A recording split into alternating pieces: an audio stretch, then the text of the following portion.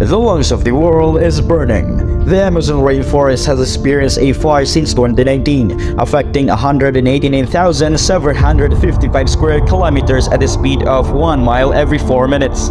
These out-of-control combustions are one of the nature's fastest chemical reactions. But not all chemical reactions are fast. As an example, we'll fly to the city of love.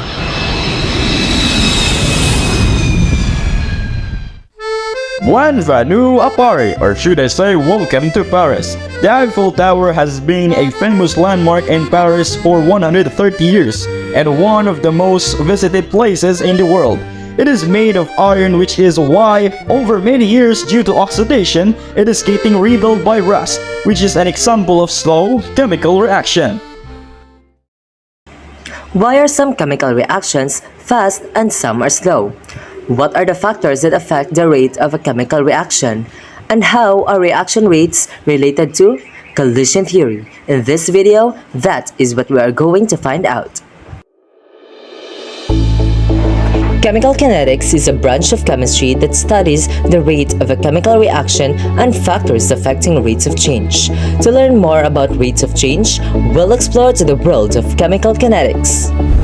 The rate of change is determined by the speed of the reaction. It is how fast the product is made or a reactant is consumed. Before we dive right into the factors that affect the rate of a chemical reaction, we'll first need to understand what is collision theory. Collision theory states that a chemical reaction must occur when reacting particles collide with one another. Not all collision theory will result in a chemical reaction. In order for chemical reactions to occur, effective collision, right orientation, and sufficient energy must be present. An example of this is given by a PhET simulation from University of Colorado. We'll collide the two reactants and see if there is a chemical reaction. We can tell when there are chemical reactions in both A and B bond together. Let's see if we exerted an energy that doesn't reach the activation energy, which is the minimum energy or amount of energy that needs to be exerted in order to us to be a chemical reaction. As you can see, there were collision, but there was no chemical reaction. We'll see also if we change the orientation of the collision. As you can see, even though we reach the potential energy, there is still no chemical reaction because it isn't the right orientation. So now, let's see what will happen if we apply the right orientation and sufficient energy. As you observe, there is a chemical reaction that occurs. Now, we understand collision theory. To further explore reaction rate, let's now see the factors that affect the rate of a chemical reaction. There are 4 factors that affect the rate of chemical reaction: the concentration, the catalyst, the temperature, and the surface area. Now, let's see how this affects the chemical reaction through an experiment. Let's start with concentration.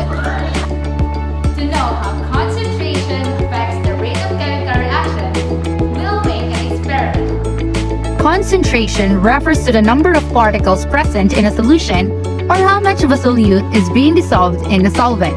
The rate of reaction increases as we also increase the concentration of the reactant, which is the baking soda.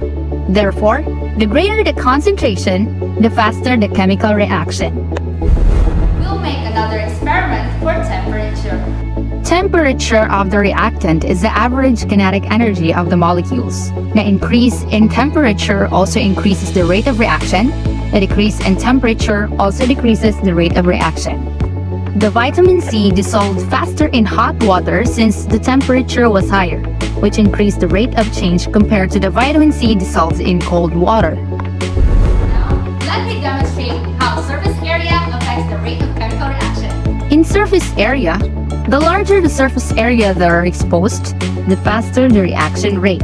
If there are less surface that are exposed, the slower the reaction rate. The powdered vitamin C dissolved faster since it has larger surface area, while the tablet that wasn't powdered dissolved slower since it has a lesser surface area. Let's make another experiment using catalyst.